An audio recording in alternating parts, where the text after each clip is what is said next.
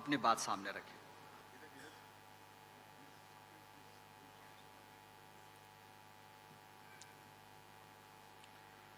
मंच पर बैठे हुए सभी नेतागण, यहाँ पर पधारे हुए हमारे मीडिया के दोस्तों,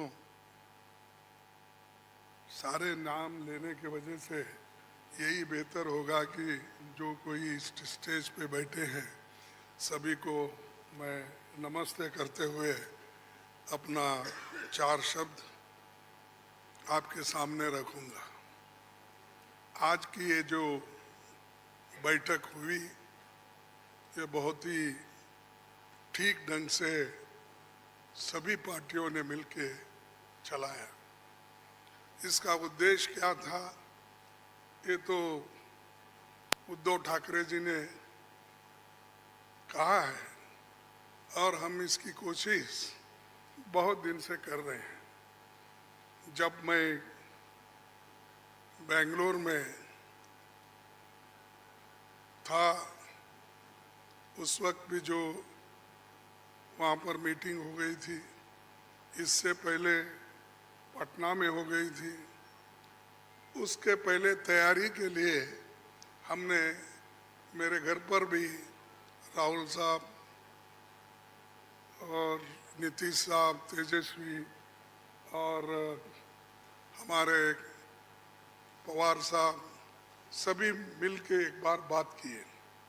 उसका एक ढांचा बना। उसके बाद जो नीतीश साहब के पटना में पहला मीटिंग हुआ, उस मीटिंग में एक एजेंडा तय करने की बात हो गई और उसके बाद में बेंगलुरु का हुआ। अब यहाँ पर मुंबई में आज सभी लोग मिलके अपनी बात को रखे और खास करके सभी को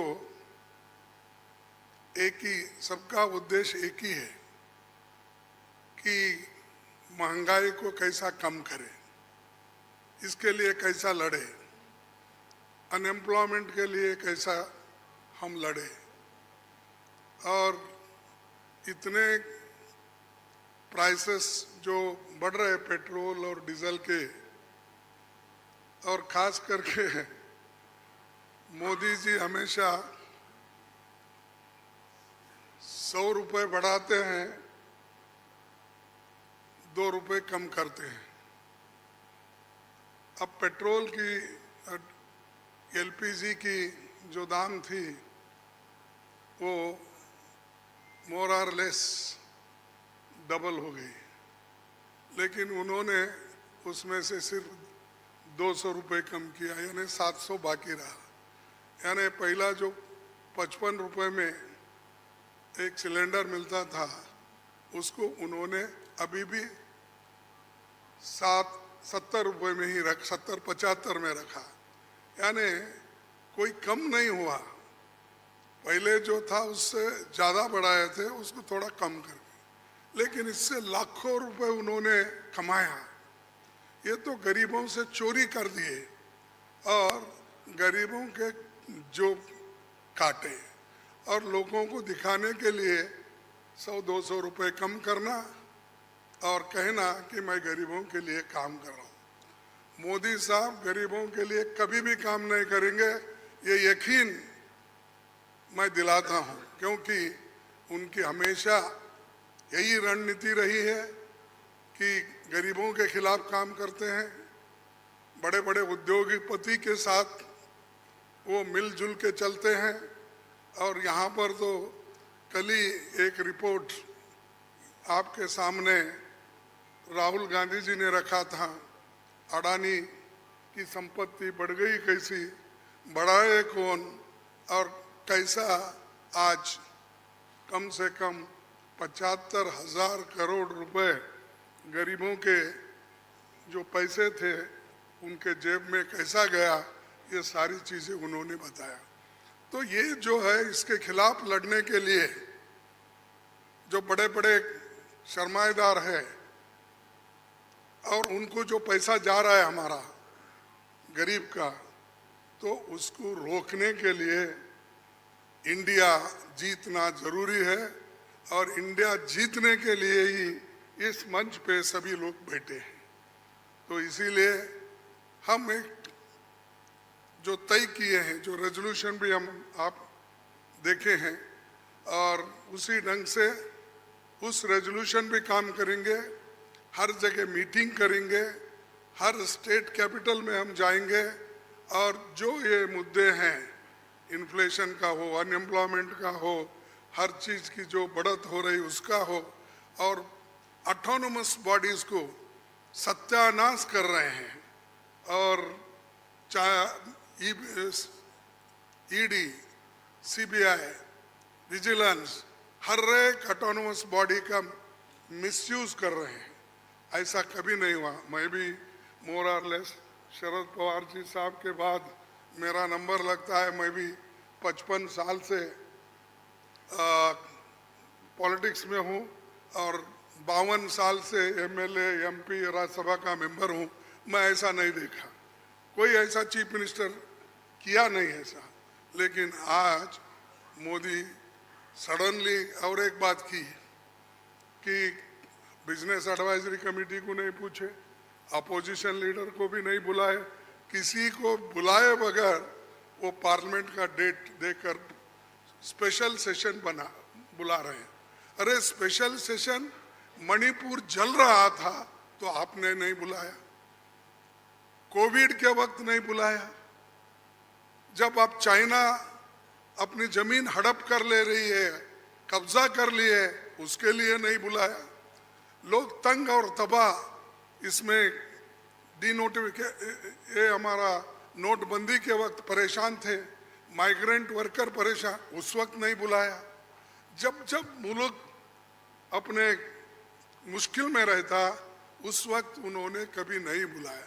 अब क्यों बुलाया मुझे मालूम नहीं, आज का एजेंडा क्या है उनका मालूम नहीं। तो ये देश चलाने की रीत नहीं है, ये आहिस्ता आहिस्ता डिक्टेटरशिप की तरफ जा रहे हैं। और ये ध्यान में रखना चाहिए कि कभी वो मीडिया उनके साथ है, वो एक उनके दिमाग में है, प्रेस मीडिया हो, टीवी हो, ये सारी चीज़ें मेरे पास है, ये उनका कहना है। और हमको कभी कभी ऐसा दिखता भी है, माफ़ करो क्योंकि मैं ऐसा बोल रहा हूँ समझ के, आप गुस्से में आके हमारे खिलाफ मत लिखो। तो जो कुछ है वस्तु स्थिति, आपको भी मुंह को ताला लगाया, हाथ बंद दिए आपके भी लिखने के, ये सारी चीज़ें कर रहे हैं और आहिस्ता आहिस्ता डिक्टेटर के तरफ वो जा रहे हैं। तो हम इसके खिलाफ लड़ने के लिए, उनके विचारधारा के खिलाफ लड़ने के लिए, उनके जो कुछ भी ये करप्शन, बड़े करप्शन, उनके जो इंस्टीट्यूशनल करप्शन होते हैं, ऐसा छोटा मोटा करप्शन वो नहीं करते, लोगों को नहीं दिखना वो पूरा। लेकिन सीएजी रिपोर्ट में दिखाया है कितने करोड़ घपले हो गए हैं। तो उनका करप्शन इनविजिबल है और वो हमेशा अपनी बात ये कहते हैं कि मैं किसी को न खाऊंगा न किसी को खाने दूंगा। लेकिन खाने तो सबको दे रहे हैं, अपने को जो चाहते हैं उनको तो दे रहे हैं, लेकिन लोगों को भूखे मार रहे हैं, लोगों को कुछ नहीं दे रहे। तो इसके लिए हम आवाज़ उठाए और उसके तहत हम काम करना है। आगे भी हमारी कहाँ मीटिंग होगी हम तय करने वाले हैं, जल्द से जल्द वो भी मीटिंग होगी। और बाकी के जो विषय हम आपके सामने रखे हैं मुद्दे, उनके ऊपर हम लड़ते रहेंगे। वो डराने की कोशिश करते हैं, हम डरेंगे नहीं, ये हमारा वायदा है। और हम हमेशा लड़ते रहेंगे और जीतते रहेंगे। और आज मुंबई में जो हमारे महाराष्ट्र विकास आघाड़ी जो ये स्टेप लेकर हमको बुलाए हैं, उद्धव जी लीड लिए हैं और बाकी कांग्रेस पार्टी और एनसीपी सभी ने मिलके ये जो एक यहाँ पर कार्यक्रम रखा और बहुत यशस्वी हुआ। इसलिए मैं उन महाराष्ट्र विकास आघाड़ी के सभी नेताओं को धन्यवाद देता हूँ और आप सभी को भी मैं धन्यवाद देता हूं, क्योंकि आगे की और भी मीटिंग्स हैं, वो डेट टाइम सभी बताएंगे, और कहाँ मीटिंग हमारी होगी, बहुत से 5-6 जगह पब्लिक मीटिंग होगी, वो भी हम आपको बताएंगे और काम करते रहेंगे और मजबूती के साथ काम करते रहेंगे। इसको ढीला करने की कोशिश मोदी जी कितना भी कोशिश करे, हम वो डरने वाले नहीं हैं। इसीलिए मैं इतना ही कहूँगा कि उन्होंने तो हमेशा मोदी जी झूठ बोलते ही रहते हैं, लेकिन लोग उनको सच समझते हैं। लेकिन अभी भी मराठी में एक कहावत है, खोटा बोला पण रेटून बोला, तो ऐसा उनका है। इसीलिए सब झूठ बोलते जाते हैं, लोगों में भ्रम डालते हैं, तो वो सबको हमको एक्सपोज करना है, हम करते रहेंगे। धन्यवाद।